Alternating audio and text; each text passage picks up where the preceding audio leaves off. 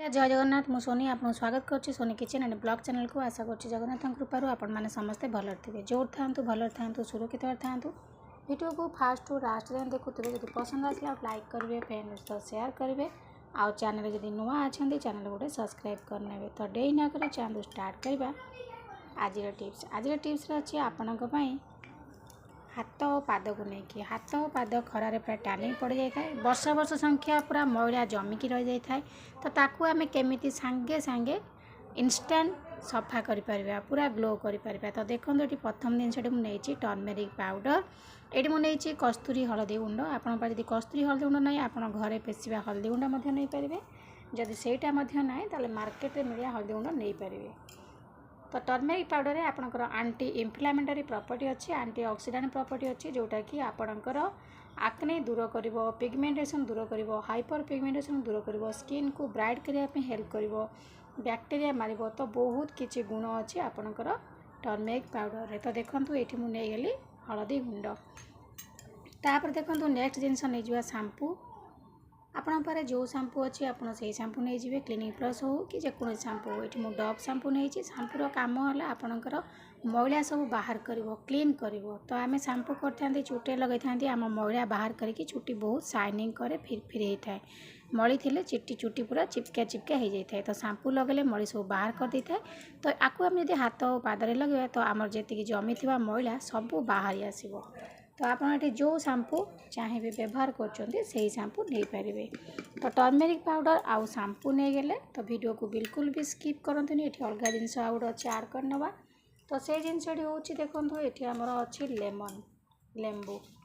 लेंबू रे आपणकर citric acid अच्छी विटामिन सी अच्छी आपणकर जिते पुराना जमी थी मैला सब जाक बाहर करदेव लेंबू लेंबू स्किन को गोरा करने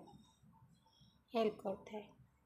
लेंबू रे विटामिन सी थाए स्किन ने टोनर भली काम करता है स्किन को ब्राइट करता है स्किन रे एक्सेस ऑयल थे ताकू बाहर करता है आक्ने दूर करता है लेंबू रे एंटीसेप्टिक प्रॉपर्टी अच्छी जोटा कि आपनकर स्किन इन्फेक्शन को दूर करता है। तो देखो ये मुझे गली लेंबू आ हाथ और पादर एमती लगेगा आमर बहुत दिन जमी थी पुराना मैला तो लेंबू सब बाहर करदेव। तो ये गोटे छोट कट पीस मुझे काटिकी नहीं जी ये बड़ साइज अच्छी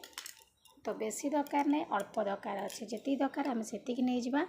खरा दिन साधारणतः जो मैंने बाहर को जाऊँच हाथ पाद पूरा गोटे लेयर पूरा सिझला परी हो जाए पूरा कला पड़ी से आस्ते आस्ते यदि सबुदिन एमती कला पड़ो तो से मैलाटा पूरा जमिकी रही बिल्कुल भी आपण हाथ पाद सफा करवा बहुत कष्ट हो।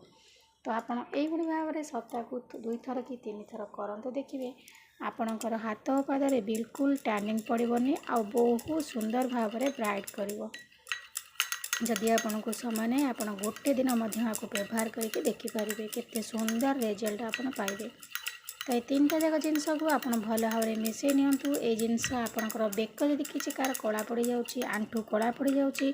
काकतल कला पड़ जाऊँगी तो से जगह आपको लगे पारे बहुत सुंदर रिजल्ट आपन को मिल पूरा इंस्टांट रिजल्ट देखिए बहुत बढ़िया काम कर आपंकर कला पड़ती जगह को लगे। तो ये देखो भल भाव में मिसई नहीं गली मिसई सारापर टोटाल आपण हाथ में लगातु देखिए आपण हाथ रू पूरा टैनिंग दूर हो आ स्किन जो कला पड़ जाए से कला छाड़ीज। तो यही भाव में किस समय लगे कि हल्का हल्का करके मसाज कर दिंतु मसाज कर सारापर किसी समय सुखापी छाड़देवे सुखी सारापर खंडे टमाट काटिकी नहीं तादे घसी ने ना आप जो लेंबू चिपुड़ी थे से लेंबू को आप भल भाव में घसी ने देखिए आपणकर स्किन आपणकर हाथ और पादरे बिल्कुल टैनिंग रही आ बहुत सुंदर भाव में ग्लो करने आरंभ हो टैनिंग टोटाल दूर हो।